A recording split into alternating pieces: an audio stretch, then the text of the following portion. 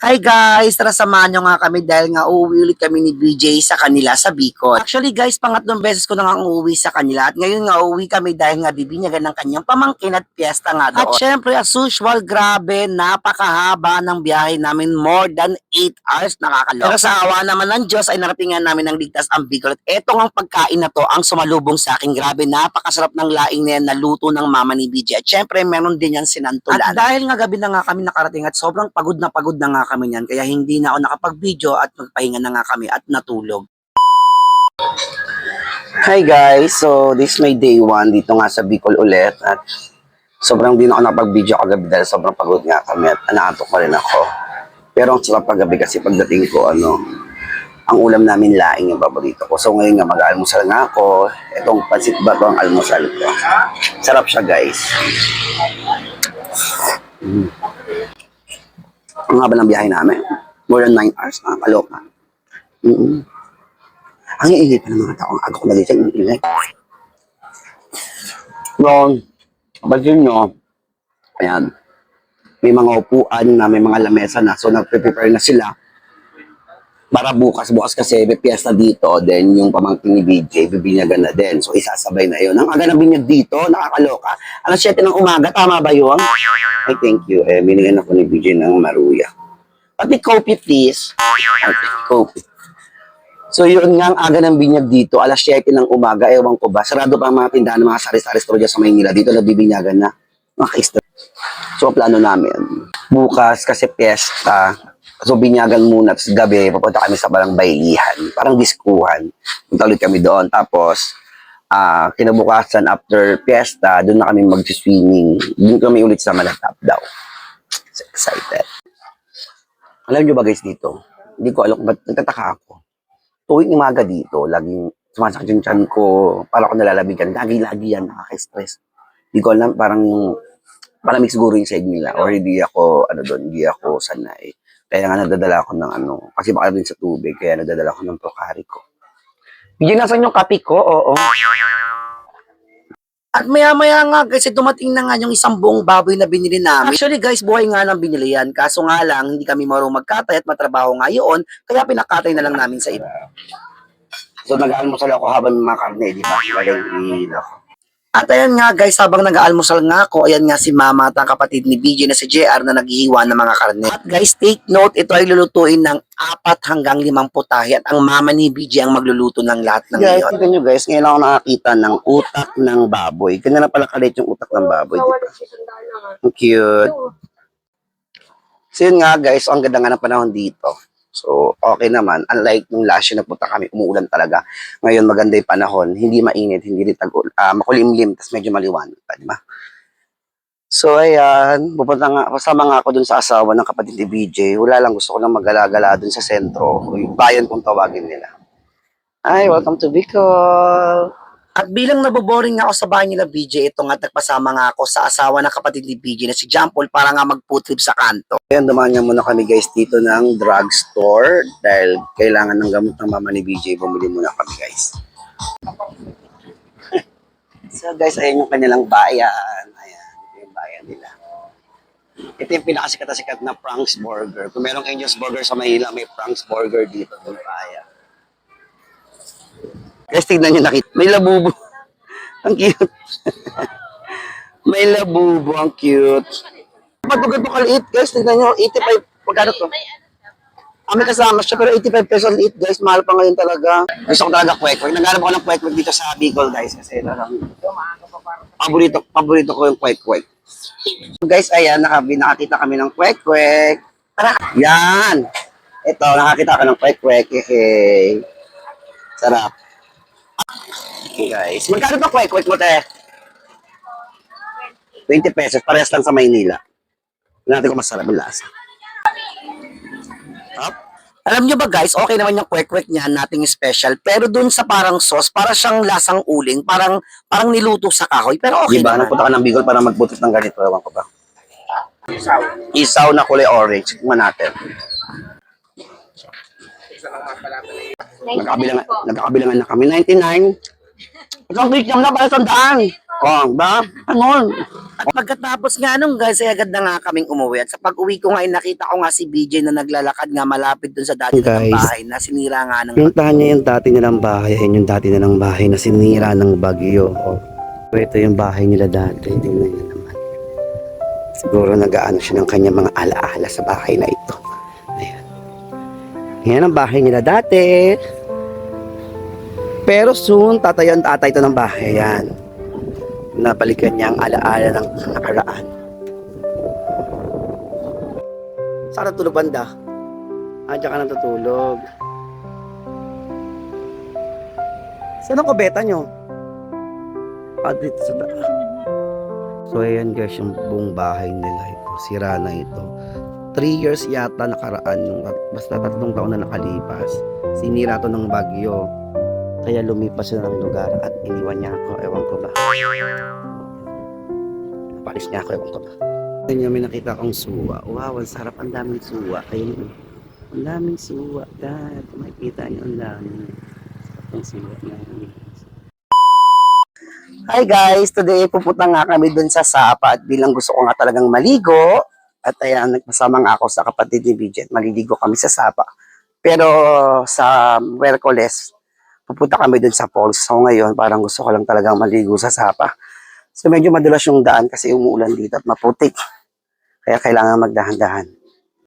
Ang dulas kasi, kailangan talaga magdahan-dahan. Kasi namumundok na ako dito. Ewan ko ba? BJ, magdahan-dahan ka. Tingnan mo. So, kailangan ko magdahan-dahan kasi ako, may hawak ng cellphone. Kailangan ko magdahan-dahan. Kung hindi ko alam kung saan ako dadamputin ito.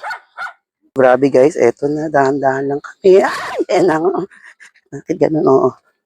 BJ, magdahan-dahan ka ha. Nakaputi ka pa naman, Diyos ko. Sa lahat ng namundok, sa lahat ng namundok ito. Sa lahat ng namundok, ikaw ang nagkulay puti. Guys, medyo naging okay na yung daan. Hindi na siya struggles and everything. Ayan si BJ, tingnan. Hi BJ, mag-hi ka. Ayan.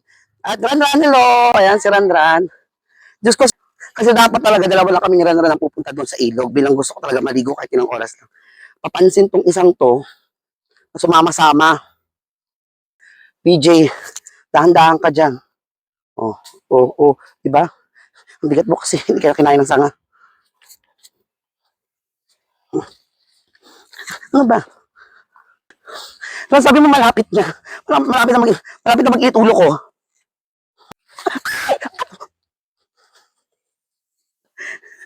Hindi tayo nadulas. Dito natin masusubukan si Samsung si Samsung S24 FE kung talagang water resistant siya. Pero hindi naman na kailangan ilubog sa tubig. Umuulan kasi. So, titignan natin kung talagang sasabay siya sa tubig. Ulan!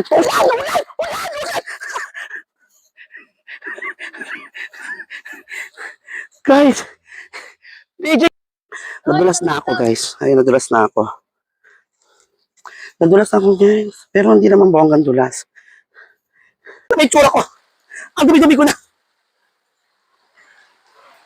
At pagkatapos nga ng maraming pagsubok na pinagdaanan namin, tignan nyo naman guys, grabe, napakaganda ng ilog dito, napakalinis, napakalamig, at dati raw dito raw sila naglalaba. Yan, kaya lalagay ito, dyan, sa bato yan. So, isi-set up natin yung magandang camera guys. Kasi dito kami banda. Okay.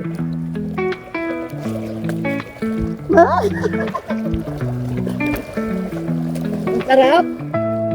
Ang baba na pala doon eh. Nakikita mo yung mga bato. Pag walang bagyo. Matagal ka naliligo. Lakas ang bigat.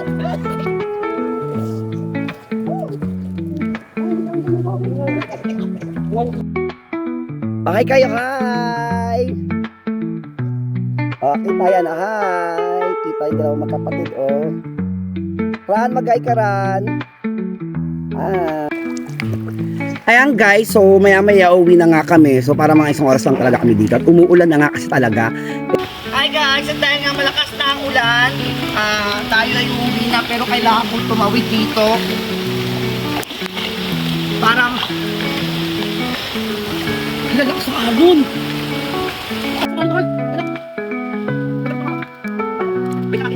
Baba lang dyan.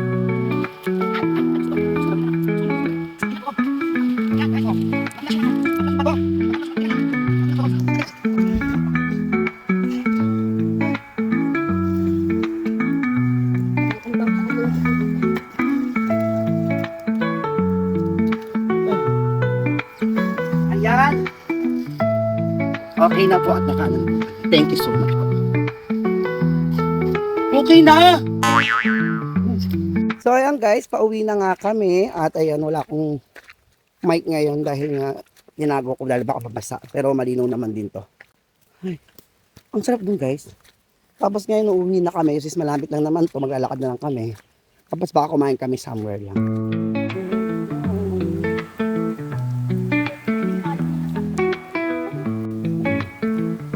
So ayan guys, tignan nyo. Oh. Uy, ang ganda! Ano, tignan nyo. Hindi tayo dumaan, di ba? Ang babaw lang ng pala niya.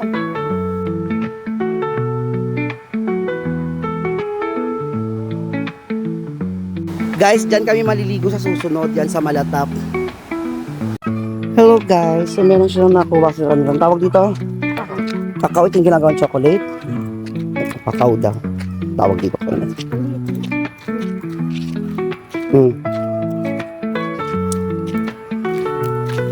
Asim. Ayok ba asim? Para santol. Kakao ba yun? Baho! Nabaho niya! At pagkatapos nga nung guys ay umuwi na nga agad kami at sabi ko nga kay mama na ako na nga ang magbabalot ng lumpia bilang wala naman akong ginagawa. Oo. At habang nagbabalot nga ako ng lumpia kasi hiniwa-hiwa na nga ni mama yung mga karne at ang alam ko ang lutuin ata nila is igado, patatim, kaldereta, kumbar, spiritong baboy, tapos ang alam ko magsisisig pa ata tapos itong mga lumpiang binalot. O di ba ang perfect ng pagkabalot ko? Hi guys, alam niyo ba to? Yes, hindi yung kawayan, hindi yung walis tambo. Ito ay tubo. At paborito ko dati nung bata ako dahil masarap ito. Pero ngayon, tubo na lang niya kay Bert. Oo, kaya ko nga. Matamis to. Malansa. At pagkatapos nga nung kasi tumulong nga ako dito sa labas para nga mag-decorate o mag-ayos dito. At maya-maya nga ang alam ko natulog na nga ako nito dahil nga maaga kami gigising. Hi guys, good morning. It's 5:50 in the morning dito. So, maaga kami gumising kasi nga napakaaga ng ng binyag, 7 a.m. Oo. Kaya ito nakaliligo ko nga lang at maya-maya magbibis na kami para pumunta na nga doon sa simbahan. Early bird me, nakaka-stress. After nga namin maligo at magbihis nga ni BJ, sinabi ko nga sa kanya na mauna na nga kami sa simbahan dahil nga ako ay magbibidyo-video pa doon. At guys, kung gusto nyo nga mapanood yung full video na ginawa ko para sa pamangkin ni BJ, punta lang kayo sa TikTok account ko or sa YouTube channel ko. At ito na nga si Baby Kiesha Lairis, ang cute na batang ito. Oh. At ito na nga guys, maya-maya nga ay nagsimula na nga ang misa.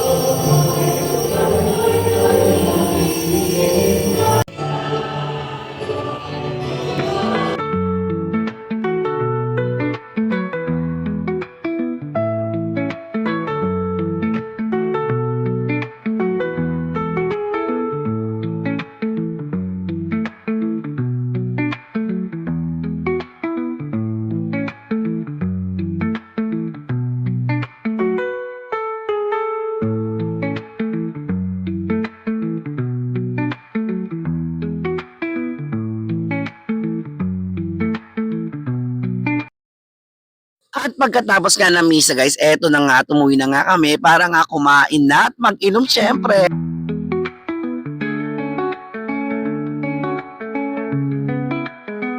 And nga pala guys, pasensya na kayo kung wala akong video habang nagiinom kami kasi nga sobrang init niya. Basta ang alam ko alas 11 pala ng umaga ay nagiinom na nga kami. At eto na nga, pagsapit nga ng gabi ay dumiretso na nga kami dito sa Diskuan o Baylihan. Alam mo guys, sa mga oras na yan wala na lutang na ako kasi ba naman alas 11 pala ng umaga ay umiinom na ako. At yan ngang oras yan alas 10 na nga ng gabi ay hindi pa nga ako tumitigil kakainom. At nang tinamaan na nga ako ng pagod, antok, lasing, ay sinabi ko na nga kay BJ na etid na ako sa bahay. At maya-maya nga ay pinatid na nga lang ako sa kasama niya at sila nga ay naiwan dyan sa partiyan para nga mag-enjoy. Hi guys, so today ay pupunta nga kami ulit sa Malatap Falls. So napuntahan ko na yun last year. So pupunta ulit namin ngayon dahil nga maganda ang panahon. Kaya ayun, malinis at maganda yung tubig doon sa falls. Excited. Yung mama niya bigyan owner doon.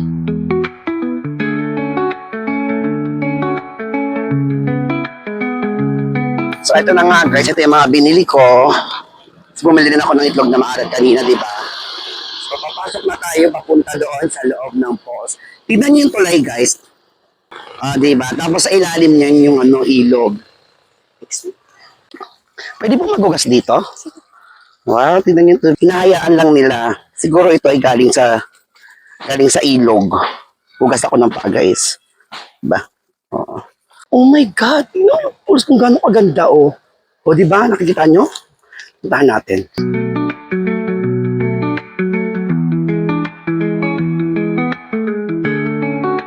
Ayan, finally guys, nandito na tayo sa Malatapos.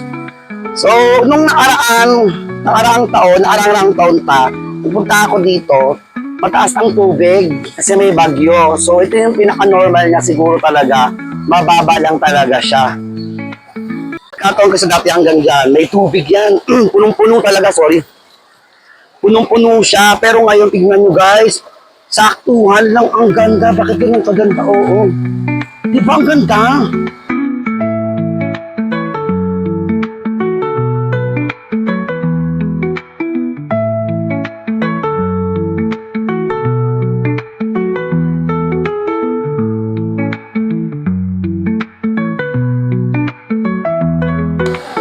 Hi guys! Ay, meron pala akong mic. Hindi ko alam. So guys, eto, nasa harapan niya ako guys. Ngayon, na malatapos. Pwede na napakaganda niya. Diba? Wala, picture lang. Mamaya ako maliligo. Ang sarap ng tubig, grabe. Ang linis at ang lamig.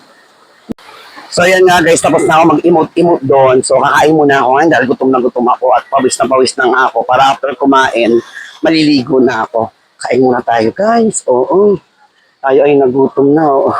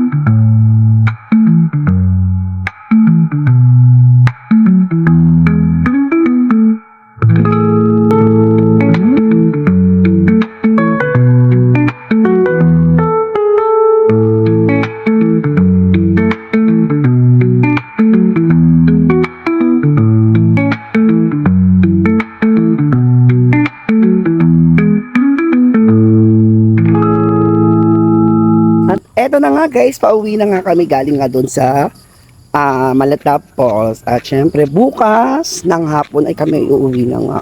So after 1 year na naman kami ulit makakabalik dito.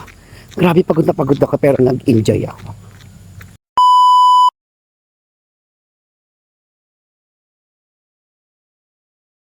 Hi guys, good morning at eto na nga ang last day namin dito nga sa Bicol at ayan medyo hindi maganda ang panahon pero masarap ang aming almusal. Ayan nga ang pansit bato na niluto nga ng mami ni BJ, grabe napakasarap niya. Alam niyo guys, isa sa pinakagusto ko na luto ng pansit bato ay ganito nga yung medyo masabaw siya at masarap nga kainin ng pansit bato guys kapag mainit na mainit at pag meron kang katernong pandesal. Nagluto rin nga pala si mama ng sinukmani o yung parang biko kung tawagin sa atin at nagluto rin pala si mama ng konting laing para sa akin. At maya-maya nga ay nag-ready na nga kami at eto na nga yung mga gamit namin at ready na nga kami para nga bumalik sa Maynila at para magpalipin na naman sa mga trabaho. At eto nga ang mama ni BJ at sila na maghahatid nga sa amin sa sakayan. Diyos ko, nakakalungkot dahil nga after 1 year na naman kami makakabalik dito. Siyempre kung meron mas nalulungkot dito, alam kong si BJ at ang kanyang magulang. Pero ganun talaga, kailangan talaga magsikap ni BJ sa Maynila para sa magulang niya dito sa Bicol. At siyempre hindi lang para sa magulang niya, para sa mga kapatid at sa buong pamilya niya. At eto na nga guys, dumating na nga ang bus namin hinihintay na magdadala na nga sa amin sa Maynila at back to reality na nga kami guys.